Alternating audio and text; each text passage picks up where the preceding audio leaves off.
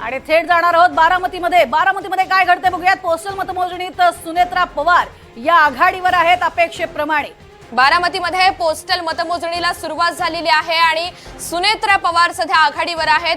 Postal मतमोजणीनंतर ईव्हीएमची मतमोजणी होईल आणि सुरुवातीच्या या पोस्टल मतमोजणीमध्ये सुनेत्रा पवार या आघाडीवर आहेत। ही पूर्णपणे निवडणूक खरं तर एकांगी होणंच अपेक्षित होतं, कारण सुनेत्रा पवार या जर लढल्या असत्या, एकट्याच राहिल्या असत्या, पोटनिवडणुकीचा आतापर्यंतचा जो इतिहास राहिलेला आहे त्यात पोटनिवडणुकीमध्ये कोणीही नव्यानं उभं राहत नाही। मात्र इथे अट्टीतटीची अशी ही लढत होती आहे। त्यात 235 मतांनी त्या आघाडीवरती आहेत। पोस्टल मतदान जे झालेलं होतं त्याचे आता आकडे समोर येऊ लागलेले आहेत आणि त्यातली ही मतमोजणी सुरू झाली आहे। पवार आघाडीवर आहे। सुनेत्रा पवार 235 मतांनी सध्या आघाडीवर आहेत। पोस्टल मतं आहेत ही आणि मतमोजणी प्रक्रियेमध्ये सध्या तरी सुनेत्रा पवारांची आघाडी पाहायला मिळते।